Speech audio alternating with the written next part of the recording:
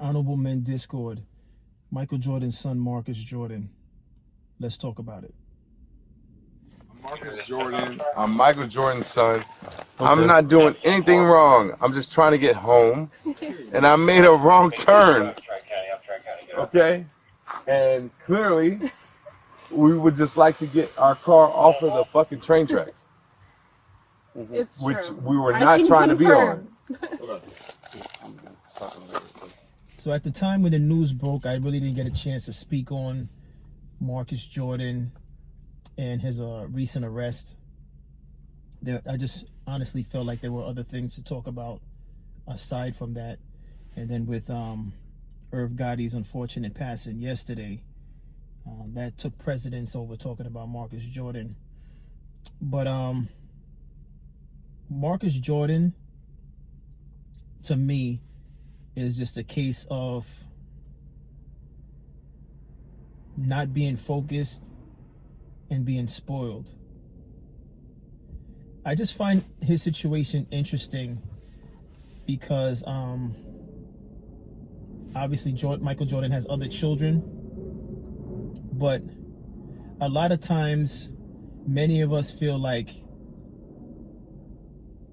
true happiness, I guess, in wealth, not wealth, financial wealth, just wealth as far as like having abundance. Many of us feels like it lies within money. Now, don't get me wrong. Money opens doors. In some ways, money, in a lot of ways, I should say, not some ways, and money relieves stress, especially when you're able to pay bills and take trips and all of those things. But the irony about money is that, and once again, this is my opinion. If you disagree, feel free to state your claim in the comments. But the irony about money, I feel like you don't want to be poor, but you don't want to be filthy rich. And I know many of you are going to disagree with me. You're going to say, like, oh, please, you just talking a lot of, if you had a bunch of money, you wouldn't be talking like that. I can honestly say, if I'm blessed with being filthy rich,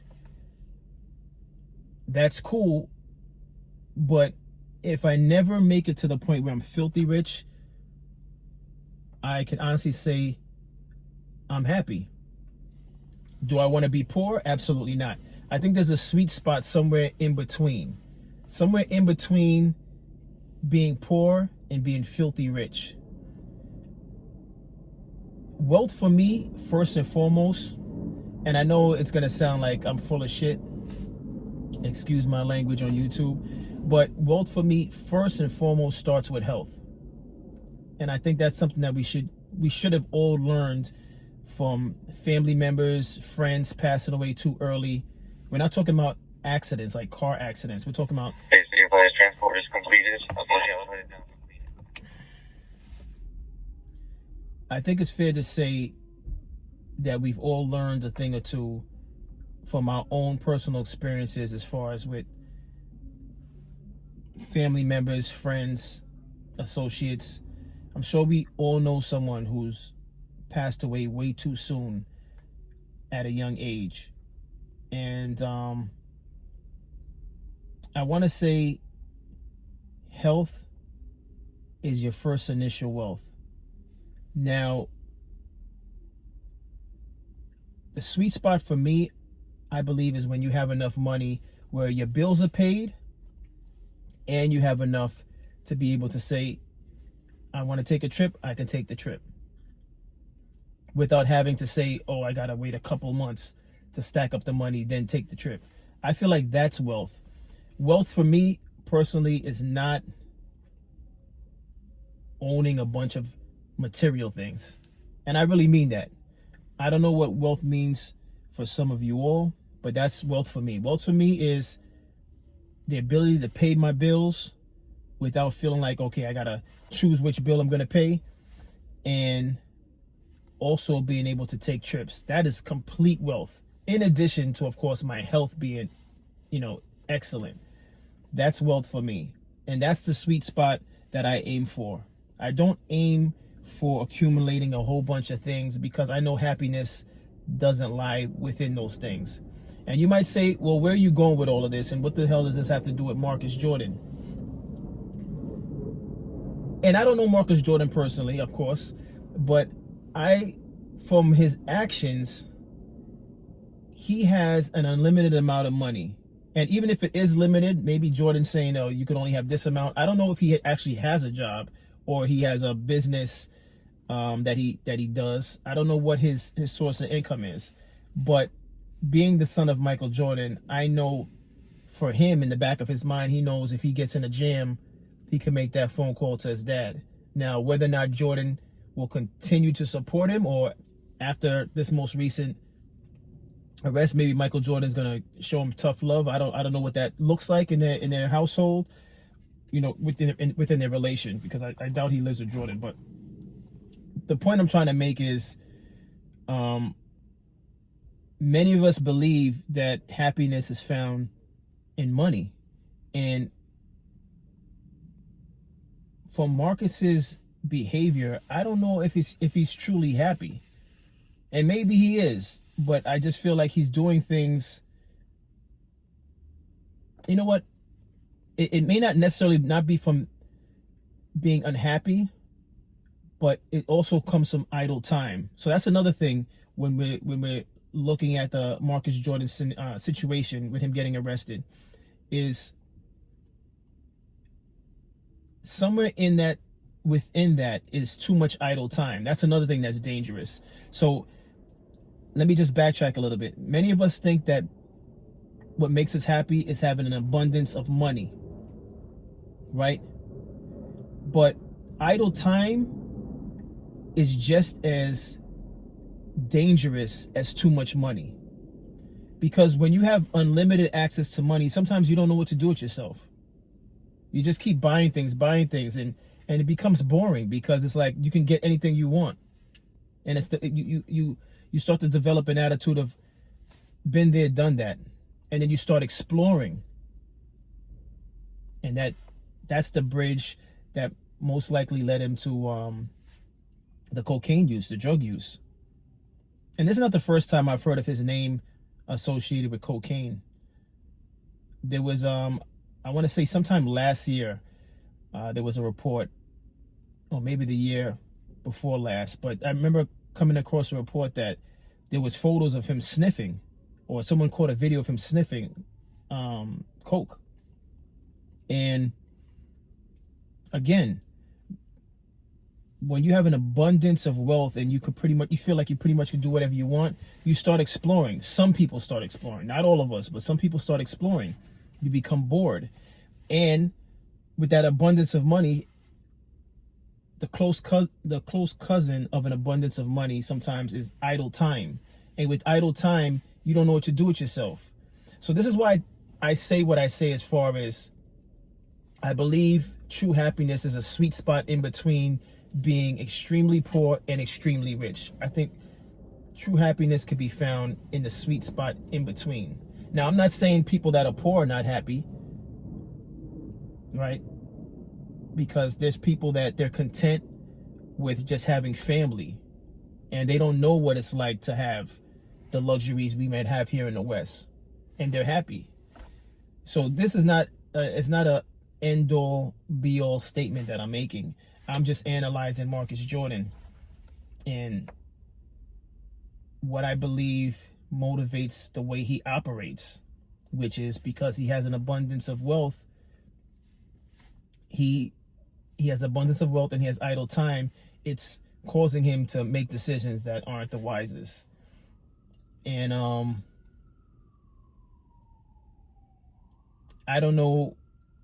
Well, I think the best solution for him would be, one, rehab, and also, well, that should be the first solution. And then the second solution would be to find something constructive to do.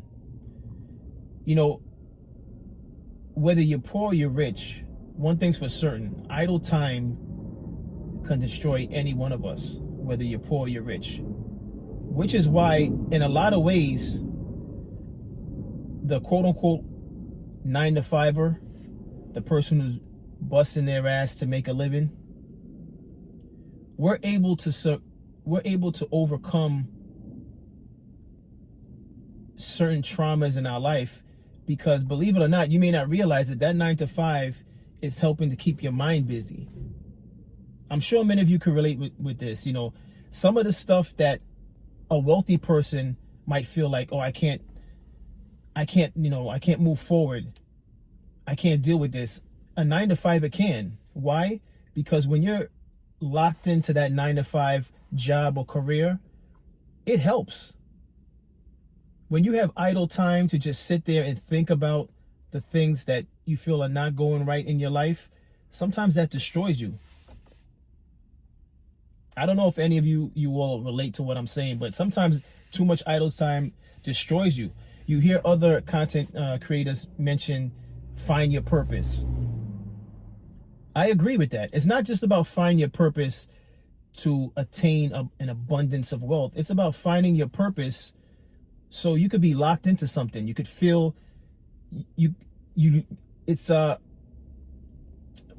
should I put it? It's kind of self-explanatory. You're finding your purpose so you could feel like you have relevance, that you